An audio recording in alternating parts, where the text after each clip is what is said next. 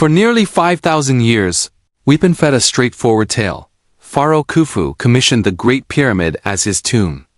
Built over just 2 decades by thousands of laborers wielding copper chisels and ropes, the monument has stood as a symbol of human perseverance. But there's a glaring problem: this story isn't built on solid evidence. Much of what we know about the Great Pyramid is based more on assumption than on fact. What if the real truth isn't just missing but has been deliberately concealed?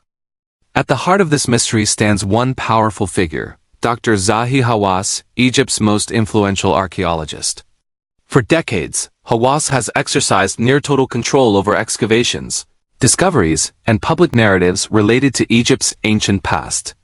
Critics argue that instead of encouraging exploration, he has actively suppressed alternative theories, especially those that threaten the status quo. I'm talking about the gate that has been closed. The gate is not closed. Yes, it is.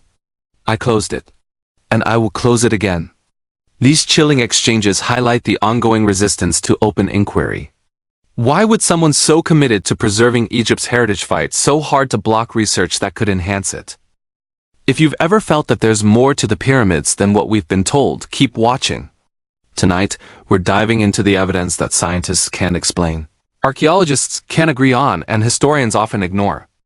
From hidden chambers sealed for millennia to engineering precision still baffling modern experts, the true story of the Great Pyramid may be far stranger and far older than we've been led to believe. Could a civilization armed with nothing more than ropes and stone tools really have constructed this monumental feat? Or was there ancient knowledge, now lost, that made the impossible possible? And who were these builders truly?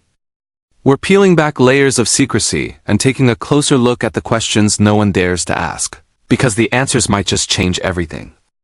When most people think of ancient Egypt, they picture golden sarcophagi, elaborate hieroglyphs, and the majestic Great Pyramid rising above the sands of Giza.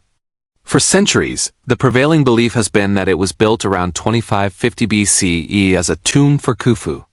Yet the closer you examine this monument, the less that theory holds up.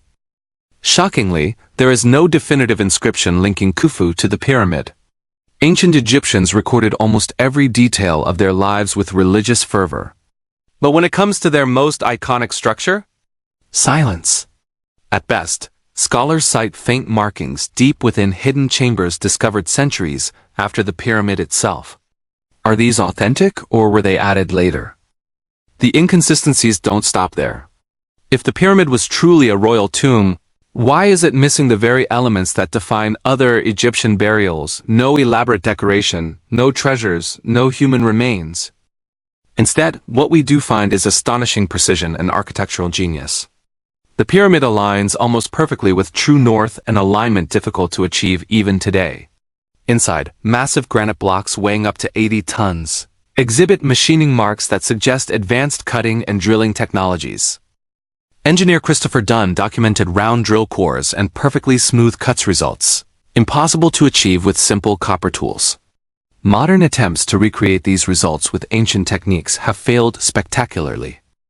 Even more puzzling is the lack of soot or scorch marks in the pyramid's corridors. If torches were used for lighting, there should be residue. But there is none. Could this suggest a lighting method unknown to us? Or perhaps an entirely different construction process? Some believe the builders had knowledge far ahead of their time. Yet mainstream archaeology, led by figures like Hawass, refuses to entertain these ideas. Independent researchers like Robert Bauval, who proposed the Orion alignment theory, and Robert Schoch, who pointed to water erosion on the Sphinx, have been met with skepticism or worse, silence. West and Schoch argued that heavy rainfall, not wind, eroded the Sphinx's base, suggesting a much older date of construction, possibly over 12,000 years ago. If true, this would place its creation near the end of the last ice age, long before Egypt as we know it existed. The implication? The Sphinx and the pyramids may be relics of a lost civilization, preserved and modified by later Egyptians. Could we be looking at the ruins of a culture erased by time? In 1993, engineer Rudolf Gantenbrink explored narrow shafts in the Queen's Chamber and discovered a mysterious stone door with copper handles, never found elsewhere in the pyramid.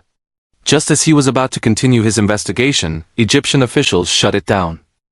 Years later, in 2002, National Geographic resumed the effort and drilled a hole only to find another sealed stone slab behind the first. That second door remains unopened to this day.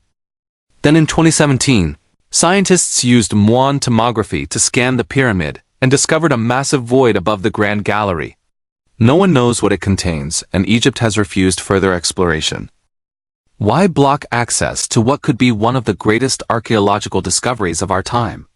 Is it really about preservation, or is something being hidden? Christopher Dunn's findings inside the King's Chamber reveal precision-cut granite blocks that appear to have been shaped with machines we don't even use today. Again, we're left wondering, how? Many now suggest that these architectural marvels were built not by primitive man, but by a more advanced culture, one long forgotten. Engineer Graham Hancock takes this further, pointing to structures like Göbekli Tepe in Turkey dated to 12,000 years ago as evidence of an ancient civilization lost to history. He proposes that survivors of this global catastrophe passed their knowledge down to early cultures like Egypt, seeding them with advanced skills. Could this explain why Egypt's early civilization appears suddenly sophisticated rather than evolving gradually? Sites like the Assyrian at Abydos and the Serapeum of Saqqara show levels of stone cutting and construction precision that rival what's found in the Great Pyramid. Again, it's hard to imagine this was achieved with simple tools.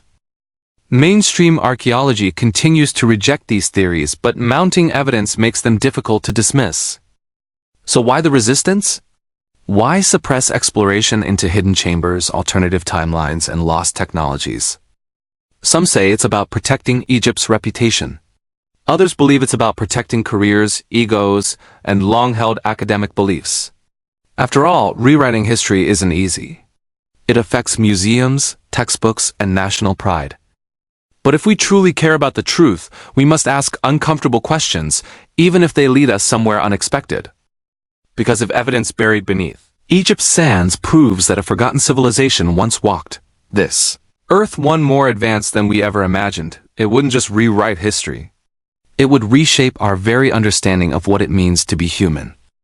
So the question remains, will archaeologists finally open these sealed doors? Or will the truth remain buried, waiting for future generations brave enough to uncover it? If you're fascinated by this journey into the unknown, don't forget to check out our other videos and subscribe. Because history still holds many secrets, and we're just getting started.